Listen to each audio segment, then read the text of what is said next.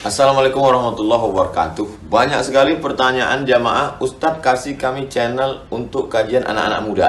Di antara anak muda berasal dari Aceh, luar biasa, channelnya Maulizul Akbar Nak. Tonton, subscribe, like, share, komen. Assalamualaikum warahmatullahi wabarakatuh.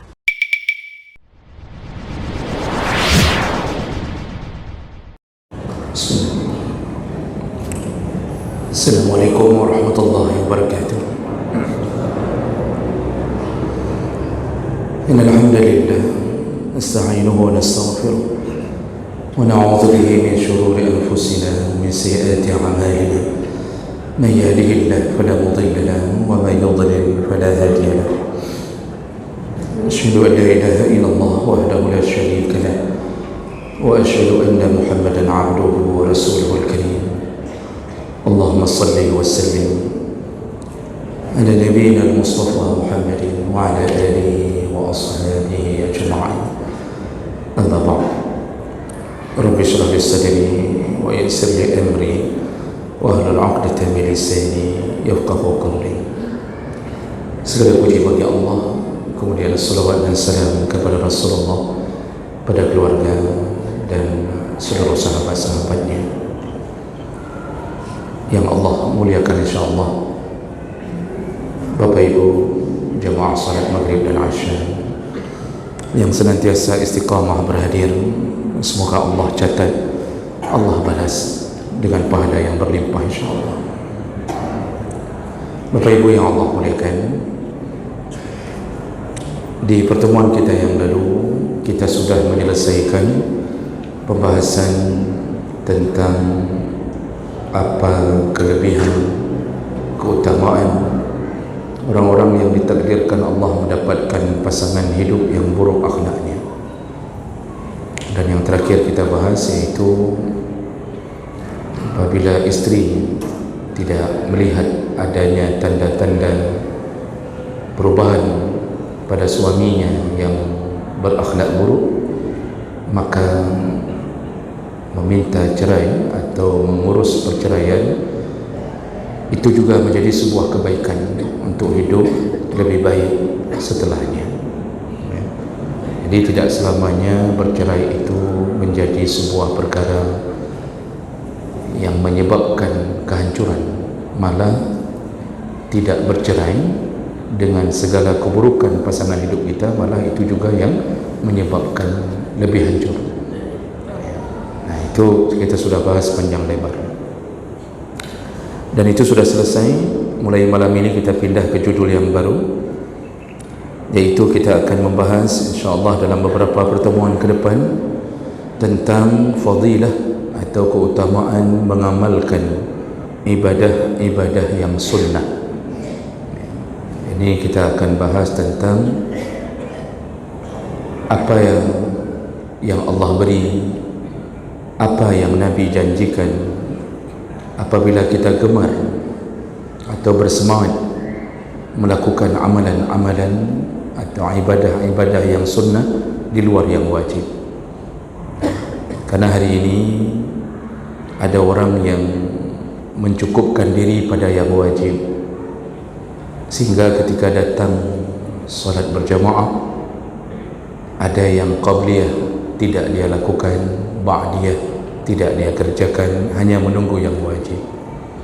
Ketika datang di hari Jumaat, tahiyatul masjid tidak dia lakukan, dia hanya dengarkan khutbah lalu salat.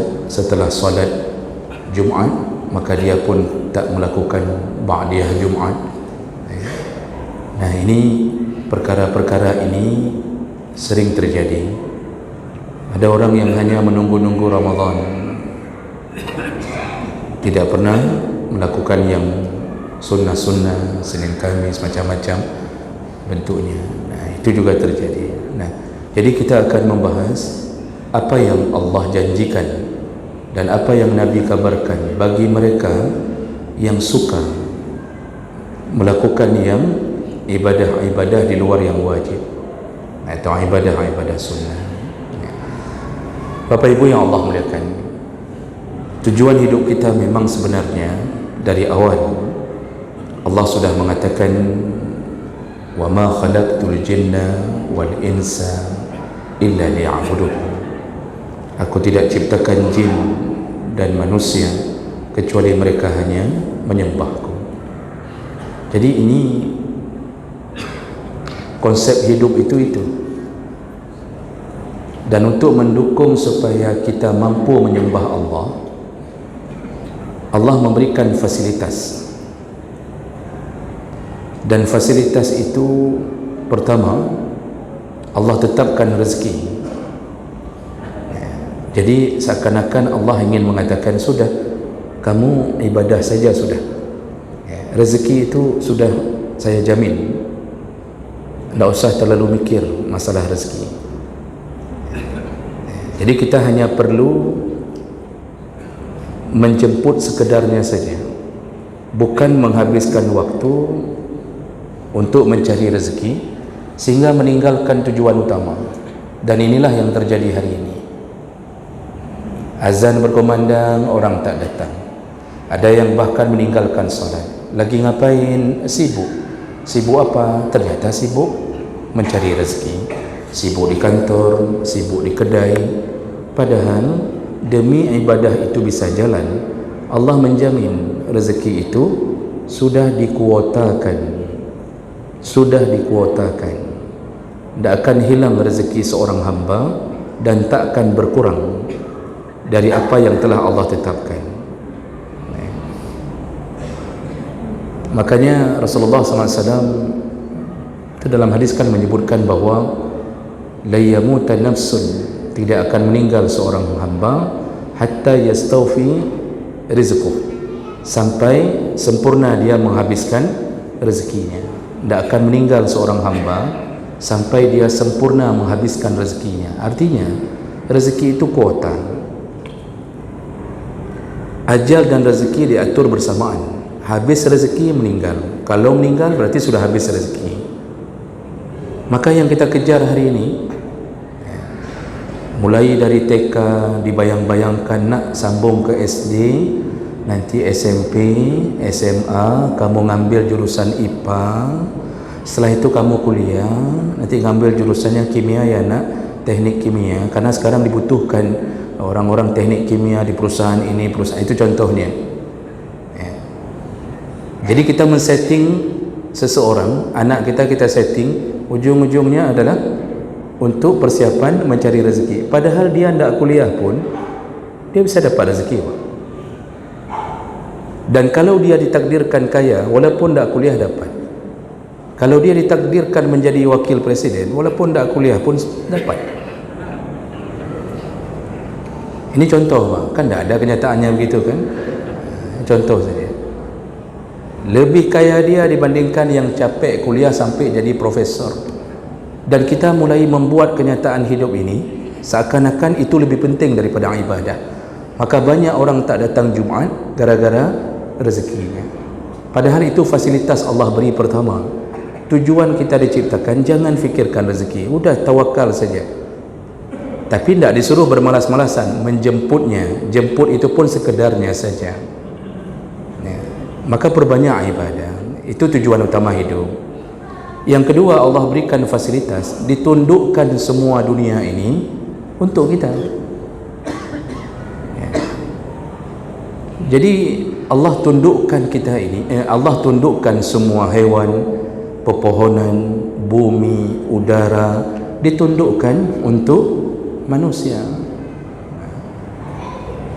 Huwallazi ja'ala lakumul ardha, Allah menciptakan bumi dan isinya lakum, untukmu.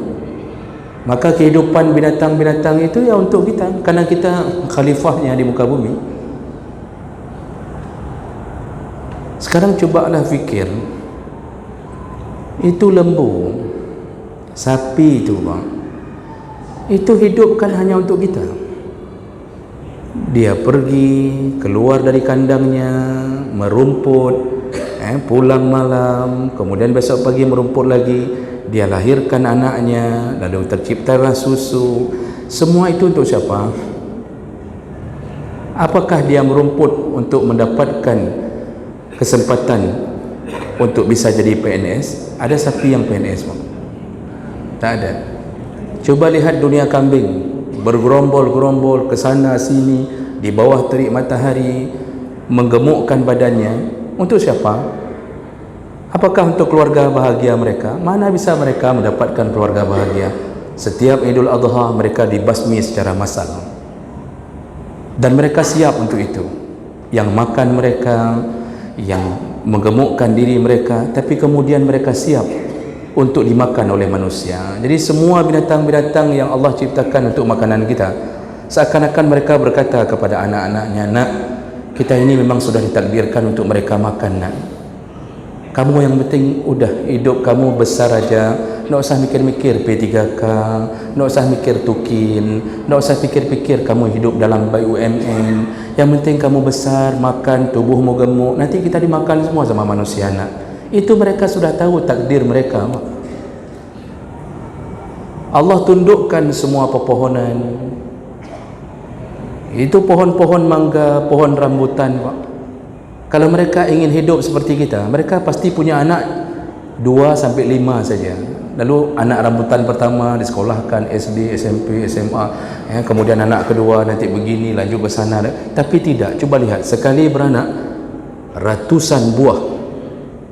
Untuk siapa? Manusia. Ditundukkan semuanya. Allah tundukkan angin besi 150 ton diangkat oleh angin hanya untuk memindahkan manusia. Allah tundukkan air untuk mengangkat papan-papan yang dibuat jadi sampan, dibuat jadi semua untuk manusia. Maka apa maksud Allah di balik semua itu? Beribadahlah engkau, semua kutundukkan untuk kalian. Sayang manusia tak faham tentang konsep ini, sehingga dia habiskan waktunya untuk mencari sesuatu yang telah dipastikan oleh Allah Subhanahu wa taala. Maka begitu gelisahnya hati hidup, begitu sengsaranya ketika berhenti dari satu pekerjaan, tidak ada senyuman lagi, seakan-akan rezeki pun ikut berhenti. Tidak. Ini kan pikiran orang yang kurang imannya, yang kurang tawakalnya kepada Allah Subhanahu wa taala. Maka oleh kerana itu, ibadah itu tujuan utama, dan ibadah itu ada yang wajib, ada yang sunnah. Yang wajib lebih utama daripada yang sunnah. Kita ini tidak diterima yang sunnah-sunnah kecuali kita mendahulukan yang wajib. Dalam hadis riwayat Bukhari, Rasulullah SAW pernah mengatakan bahawa Allah mengatakan, ya, hadis qudsi. Apa kata Allah? Wa ma taqarraba ilayya 'abdi bi syai'in ahabbu ilayya mimma iftaradtu 'alaihi. Tidak ada yang lebih kucintai dari amalan hambaku yang mendekatkan diri kepadaku kecuali yang telah kuwajibkan. Jadi dahulukan dulu yang wajib. Ada orang, Pak, salah satu jebakan syaitan. Ni orang ni dijebak oleh syaitan. Jadi kalau di dalam kitab Madarijus Salikin itu, Ibnul Qayyim ketika mengatur level-level jebakan syaitan, dan salah satu tipe jebakan syaitan ketika melihat seseorang bagus ibadahnya, tidak bisa dia goda di situ. Lalu kemudian ketika dia tidak mampu menggoda dari semangat seseorang beribadah, maka dia punya jalan lain. Syaitan ni pintar, tapi ini bukan bermakna yang pintar-pintar syaitan, tapi syaitan ni dia punya banyak cara. Kan dia yang mengatakan ke Allah bahawa aku akan mendatangi anak Adam dari belakangnya, dari depannya, dari kanannya, dari kirinya. Dia tahu cara. Jadi kalau kita semangat salat, dan dia tidak bisa goda ni orang semangat salat, tapi dia goda dari jebakan berikutnya. Apa? Orang saking semangat tapi kurang ilmunya, mendahulukan yang sunnah dibandingkan yang wajib. Kalau puasa Senin Khamis, Masya Allah, luar biasa, tak pernah tinggal. Begitu Ramadan, tidak puasa, bangai kan, Pak? Salat tahajud, Masya Allah, bangun malam, jam 4 bangun. Begitu 4:30 tertidur, bangun jam 7, subuh nak salat, tahajud 8 rakaat. Ini contoh. Jadi mendahulukan yang sunnah dibandingkan yang wajib. Itu nanti malam-malam tertentu keluar ke masjid untuk melakukan misal tarawih, malam Ramadan tarawih. Sembahyang Isya tidak ada dan tidak berjamaah pun. Jadi ada yang model contoh sembahyang Isya di rumah, lalu datang ke masjid untuk melakukan tarawih. Jadi yang wajib dia remehkan, yang sunnah dia besarkan. Waktu salat wajib tidak khusyuk, asal-asalan. Bahkan ketika kita tanya tadi imam baca apa, dia malah nanya, ada imam tadi? Tapi begitu salat ba'diyah, khusyuknya minta ampun, Pak. Salat wajib asal-asalan saja, tidak pun mikir, dia biarkan pikirannya melayang pergi entah ke mana-mana, dia biarkan. Tapi begitu salat sunnah, oh luar biasa dia khusyuknya. Nah, ini jebakan-jebakan syaitan. Ketika melihat seseorang semangat dalam ibadah, maka dia mulai mengajak orang hanya memperdulikan yang sunnah tapi melupakan yang wajib. Tidak ada amalan sunnah yang bisa melebihi amalan wajib. Ini yang perlu dipegang lebih dahulu. Tidak ada amalan sunnah yang pahalanya bisa melebihi yang wajib. Tidak ada. Sehebat-hebatnya orang salat tarawih, tetap salat isyanya lebih utama daripada salat tarawihnya. Lebih bagus salat isya saja tidak ada tarawih daripada salat tarawih saja tidak ada isya. Cuba fikirlah, Pak, betul tak saya bilang ini? Lebih bagus salat isya saja tidak ada tarawihnya daripada salat tarawih tidak ada isyanya. Malah salat tarawih tidak ada isya itu tidak sah. Dia harus lakukan setelah salat isya. Ini contoh. Tidak ada puasa sunnah yang bisa melebihi puasa Ramadan. Tidak ada. Jadi oleh karena itu, jangan sampai kita terjebak dalam masalah ini. Zakat tak bayar, tapi sedekah banyak. Sedekah sana, sedekah sini. Zakat tak bayar, zakat wajib. Sedekah itu ada sedekah wajib, ada sedekah sunnah. Sedekah sunnah di luar zakat. Itu semangat kali kalau sedekah. Zakat tak bayar. Haji tak daftar. Umrah berulang-ulang, haji belum daftar. Haji rukun Islam, ada haji tentu ada umrah di sana. Boleh melakukan umrah berulang-ulang, syaratnya daftar dulu haji. Begitu daftar haji, keputusannya nanti mau berangkat 35 tahun yang akan datang, 55 tahun yang akan datang, itu biarkan Allah yang melakukan skenario itu. Allah bisa rubah, Pak. Bisa saja Allah beri musibah, misal contohnya ni, tiba-tiba tsunami lagi, Pak, meninggal semua kecuali kita. Kan sendiri kita berangkat, langsung berangkat tahun itu, Pak. Bisa saja Allah buat itu. Apa yang susah bagi Allah membuat sesuatu yang kita tak sangka-sangka. Utang tak bayar, umrah berkali-kali. Utang itu wajib, umrah itu sunnah. Selain umrah pertama, dalam mazhab Syafi'i itu umrah pertama itu wajib. Orang yang berhaji otomatis melakukan umrah pertama kalau belum pernah ini kan, itu umrah pertama wajib. Dan utang tidak bayar, umrah berkali-kali, Pak. Bayangkan kebodohan yang ditertawakan oleh syaitan. 30 juta dia sanggup umrah sampai 2 kali sudah 60 juta. Itu belum lagi belanja-belanja, Pak. Belum lagi bawa pulang cerik hitam, cerik kuning, belum lagi beli ini, beli itu. Utang orang 10 juta, 10 tahun sudah tak bayar.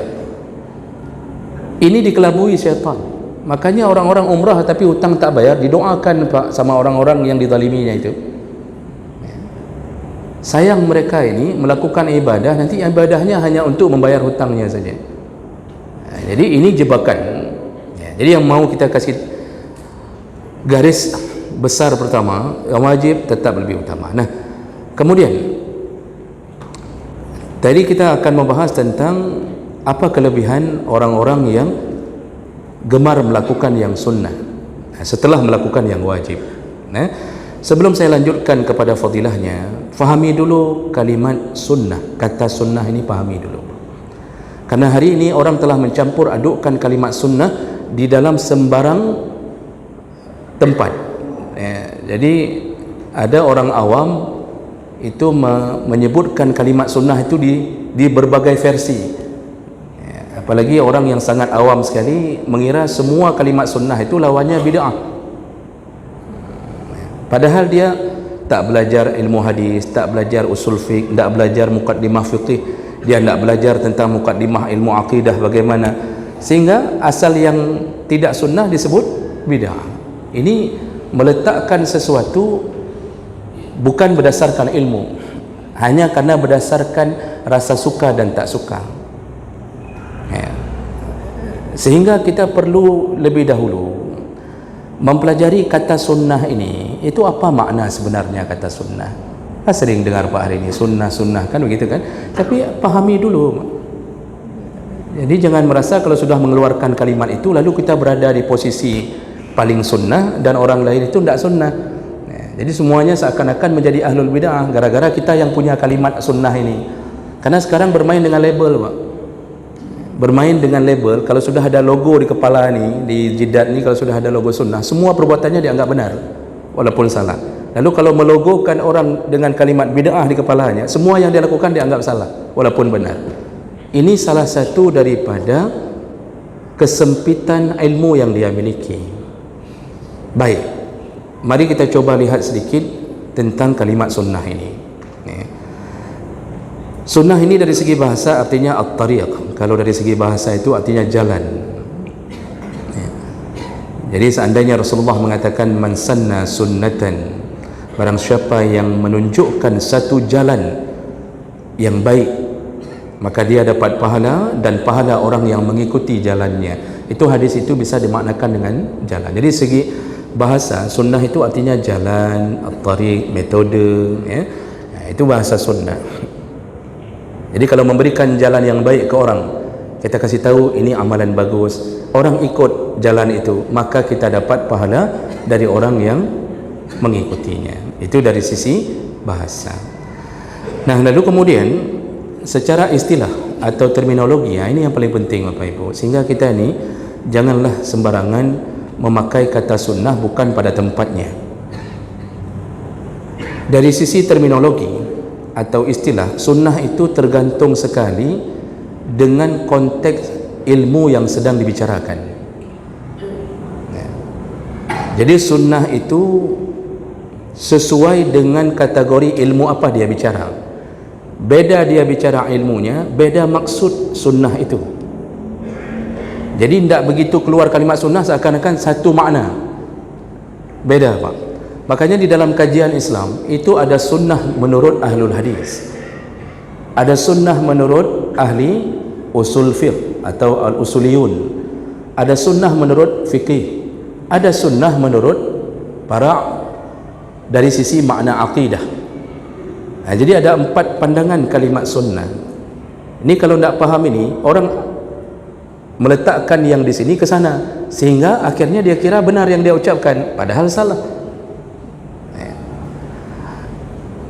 Sebagai pengetahuan kita bersama, tanpa bermaksud menggurui, saya coba kutip beberapa pandangan atau beberapa pendapat para ulama dalam membahas masalah ini.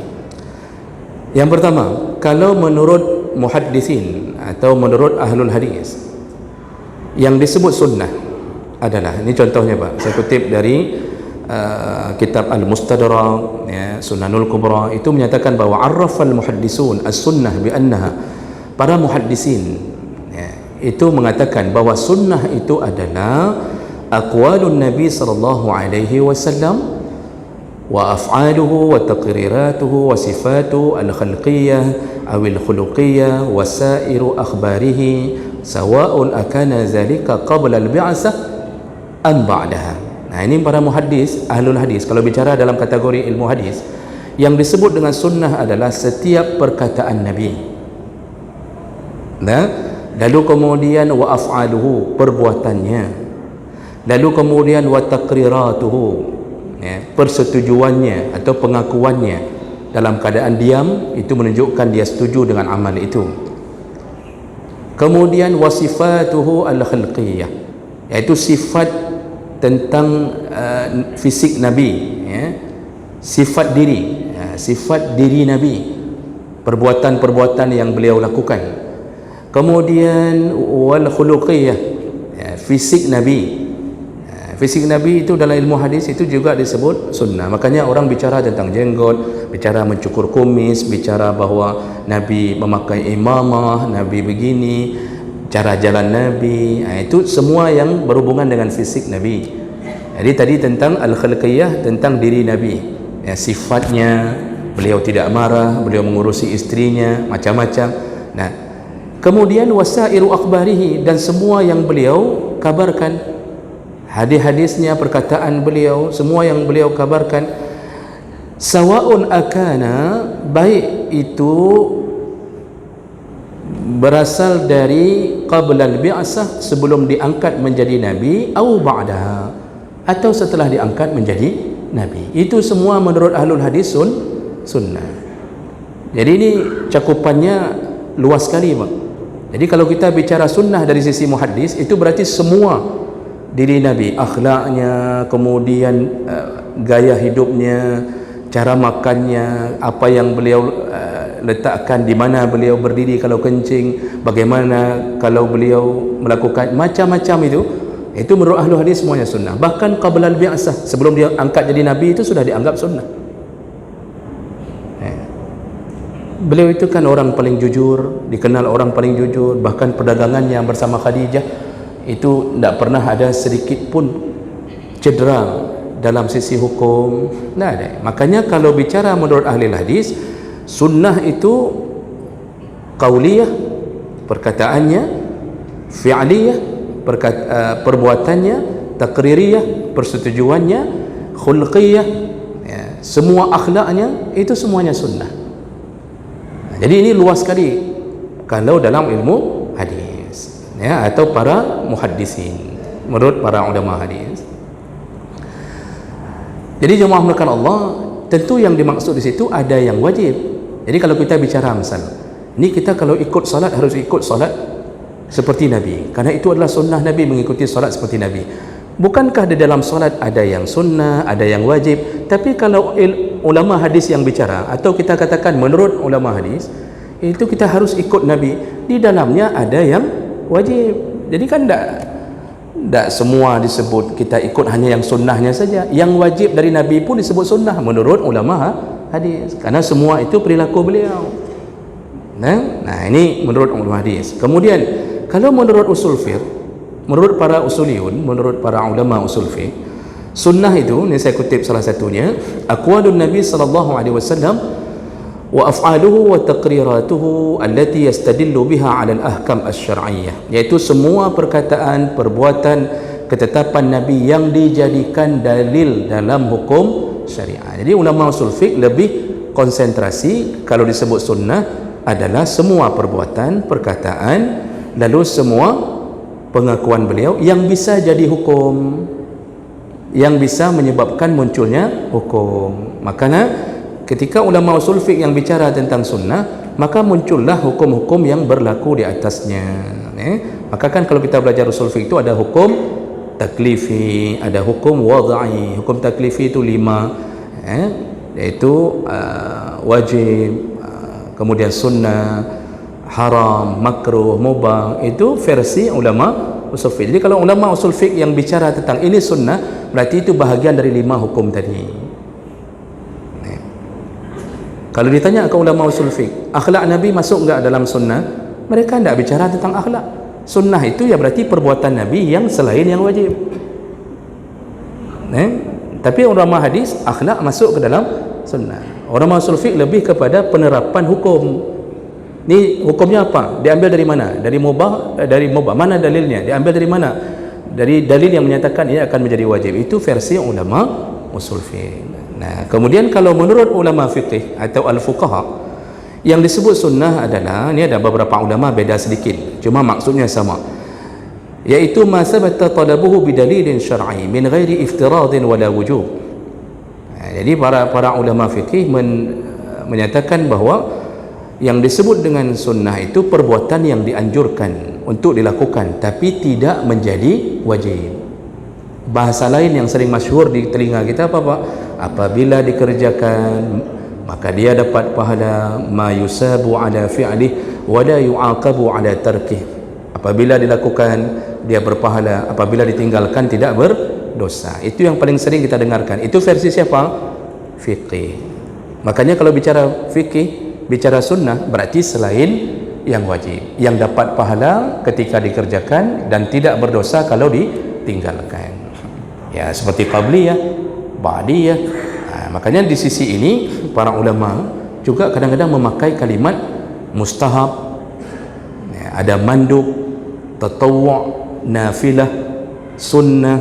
Itu nanti lebih detail lagi, punya perbezaan-perbezaan sedikit. Ada para ulama yang mengatakan kalau mustahab tidak rutin dilakukan Nabi, kalau tatawwu' itu bukan hanya dari Nabi, perbuatan seorang sahabat, perbuatan para tabi'in yang dijadikan sebagai kebaikan, itu tatawwu'. Jadi ini kalau fikih yang bicara. Jadi makanya kalau dalam salat, kalau orang fikih bicara yang disebut sunnah, ya selain yang wajib, yang rukun wajib. Sunnah-sunnah dalam salat, baca iftitah, membaca ayat setelah Al-Fatihah, itu disebut sunnah menurut versi fikih. Satu lagi, kalau menurut pemahaman berdasarkan akidah, jadi para ulama-ulama yang konsentrasinya kepada akidah itu akan mengatakan bahwa sunnah itu semua yang dari Nabi dan lawannya adalah bid'ah. Di sini baru keluar kalimat bid'ah.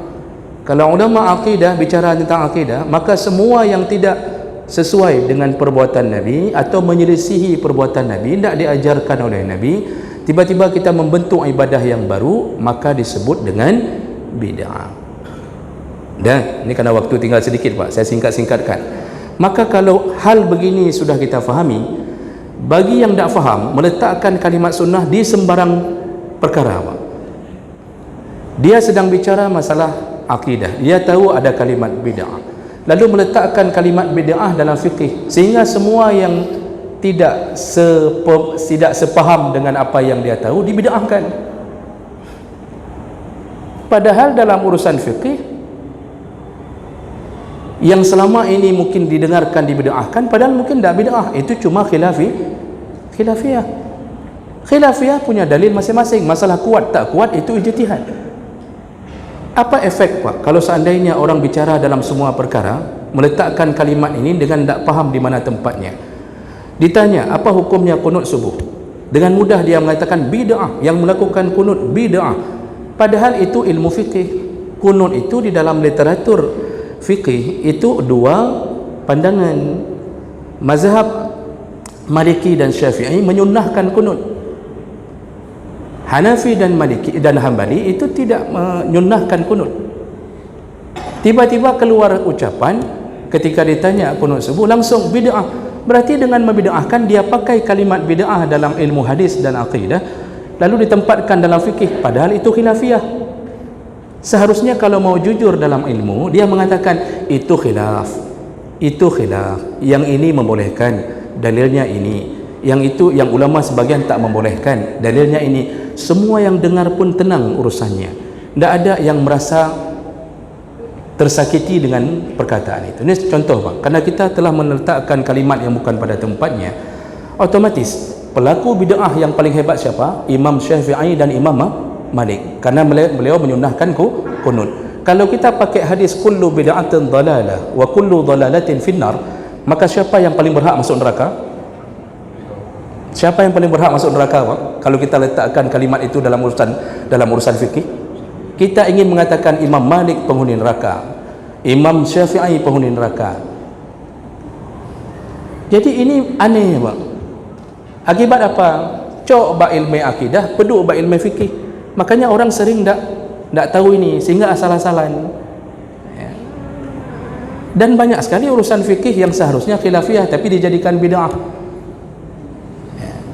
Itu cara duduk di akhir, cara duduk dalam salat, itu kan beda-beda.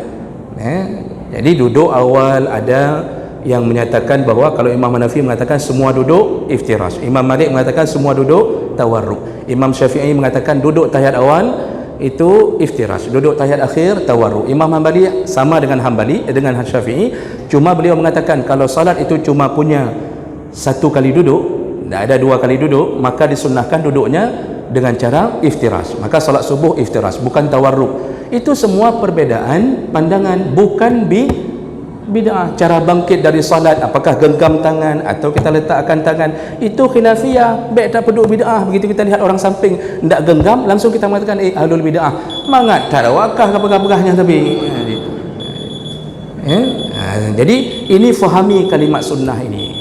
Nanti aneh apa? Ada yang meletakkan yang bukan pada tempatnya, lebih parah lagi. Apotik sunnah, warung sunnah, macam-macam kabar sunnah. Padahal dalih hana. Ini yang perlu difahami. Dengan ini apa yang saya ingin katakan apa? Berlapang dadalah dalam urusan seperti ini. Jangan engkau membenci saudaramu dengan kesalahan yang engkau miliki, gara-gara tidak memahami kalimat sunnah pada tempatnya. Fadilah kita sambung di pertemuan yang akan datang insya-Allah. Demikian, subhanakallahumma bihamdik, asyhadu an la ilaha illa anta, astaghfiruka wa atubu ilaik. Wassalamualaikum warahmatullahi wabarakatuh.